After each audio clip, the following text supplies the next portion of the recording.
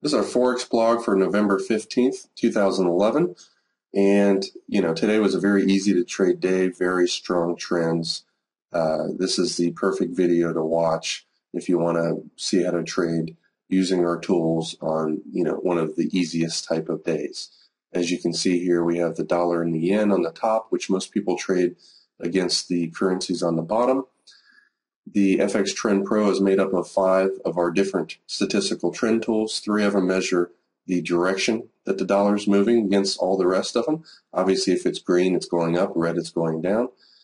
And it's measuring the percentage of pairs the dollar is going up against. So if the dollar's going up against 100% of other pairs, typically it's going to be above this 80 level here. This is averaged together using 5 different tools. 3 of them, like I said, measure direction. 1 of them measures the intermediate time frame intensity of direction, because trends can kind of inch their way up or down, or they can explode their way up or down, and anywhere in between. And the last one also measures intensity, and it measures the bar by bar intensity. So in a nutshell, what you want to do on a perfect day like today is when you see a lot of strength like this, anything at and above 80 level, preferably on more than 1 bar. Each of these lines represents 1 5-minute period. You can see 11 or 10 o'clock, 11 o'clock, 12 midnight, 1 o'clock, 2 o'clock. Each one of these lines is 1 5-minute bar, because we set this up on a 5-minute chart, and then we hid the actual chart, just to use the indicator panes beneath it. So by doing this, you can gauge how long it was strong too, not only the intensity, but how long. The perfect trade really is when you see a lot of strength like this in the dollar, anywhere from an hour to 2 hours, even 3 hours. The longer it trends one way, there's a greater possibility of a deeper and longer pullback. But 1 hour to 2 hours of strength like this, followed by a half an hour of weakness, where markets don't go one way forever. And when you have strength like this, followed by weakness considerably less than that, you also have it here, an hour of strength, an hour of virtually no weakness whatsoever. That strength is likely to resume. Your odds also go up when you have the daily, weekly, monthly trend that's up. So, from 1 to 2 here, you see the yen also had some strength, and it had less weakness than the dollar. And the daily, weekly, monthly trend is slightly stronger. It's darker green than the dollar. So you would prefer around 3 o'clock here to be looking to buy the yen. Now, what happened was the dollar actually became stronger at that point, but this was a higher odds trade. At 3 o'clock, you can see the euro was weak. The Swiss also was extremely weak. So the Swiss yen probably would have been one of the highest odds ones to be looking for a selling. I don't typically trade the Swiss yen, and I don't have that as one of our default charts, left running. So I'm just going to bring this up here. Coming up to 330, we're looking to sell this. And we really have 2 different methods that we look to get into trades. One of them is a pullback trade, and another one's kind of a sideways consolidation. This one, had a little bit of a pullback here, and then it went sideways, so it's kind of a combination of both. But when it breaks down underneath that trend line underneath there, you go short, and most times strong trends will work their way down to the first or second fib target. So you were short somewhere around 28 out of this trade here. So you made about 30 pips while risking 10. And really, that's the key to trading. Small losses, bigger wins. You don't even have to be right half the time to make money if you focus on that one concept. And if you are in the strongest and most likely to continue trending currencies, the odds of getting a bigger win go way up. The odds of having a much higher than 50% win rate also go way up. Look at the euro here, extremely weak throughout the day. The dollar and the yen were both weak as well. Let's just look at both of those. Here's a range chart using it. The currency is underneath the hourly, so it's more likely to go down. Here's a decent sized pullback. You have a small profit. Again, another pullback here. It failed to get back above the previous month's low. And this is one of the weaker currencies, so it's likely to work its way down. Sometimes they fall very fast to these fib targets, and other times it kind of goes down and goes sideways for half an hour here. This is a good example of what our sideways rectangle breakout looks like. So, you could have shorted there and got out when the trend line got hit, or got out of half of it when it was within about a pip or 2 of the Fibonacci area here. And because it was so weak on the way down, and the intermediate time frame trend was down, the daily, weekly, monthly trend was so down, this is a very nice 25 pip pullback right here.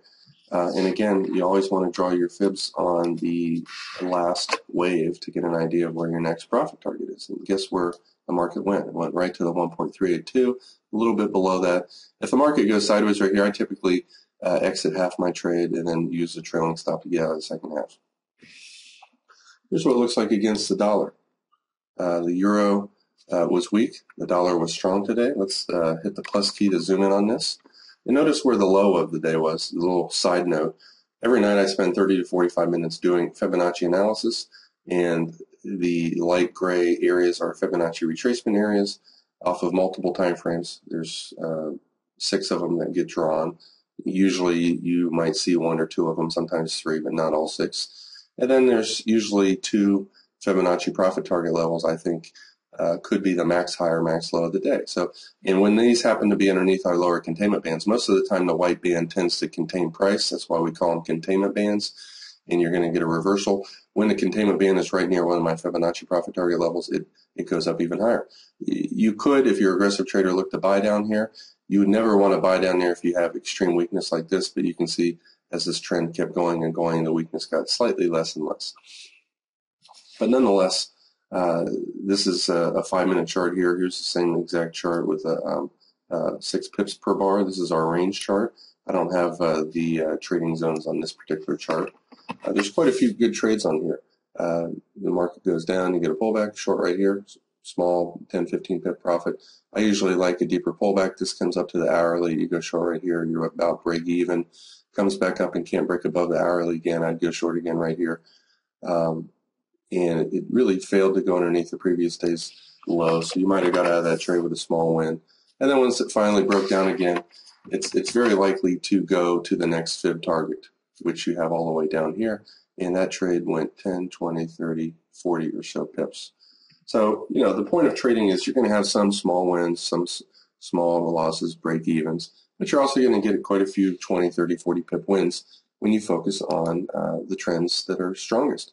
Notice how strong the pound was today.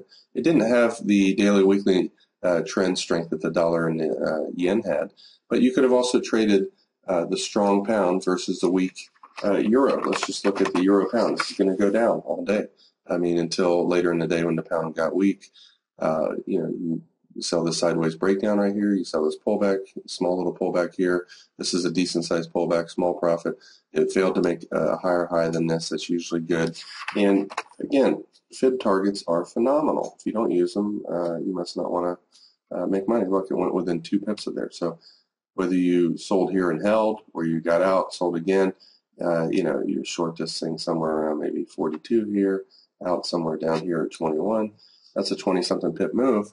You know, you only need 10 pips per day, 50 per week, 200 per month to double your account every 2 months. Every 400 pips pretty much doubles your account. So, you know, if you got 40 pips a day, you could double your account every 10 days.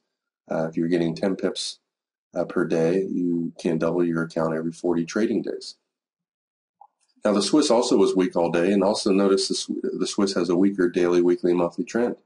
A strong pound, weak Swiss. You could also buy the pound Swiss, you know, especially when the pound was strong. Here's a beautiful multi-hour sideways rectangle pattern, which is one of the 2 methods that we use for entries. And I typically draw them kind of where they spend most of the time. Sometimes I have a little false breakout out of here. The pound longer term weekly monthly trend was up. The Swiss weekly monthly trend was down. So this was more likely to break out to the upside. If you miss that first breakout, you know, never chase a currency, never buy it after it's already gone up a lot of pips. But if it just breaks out of a multi-hour sideways range like this, sometimes you miss the first move, you're not trading, you just wake up, or whatever the reason is. You can always, if you see a little flag pattern on that breakout, those are very likely to continue. And you're risking 10, 15 pips max. And in this case, you know, it's so strong it's likely to go to the 1.618 fib target. 32 is your profit target.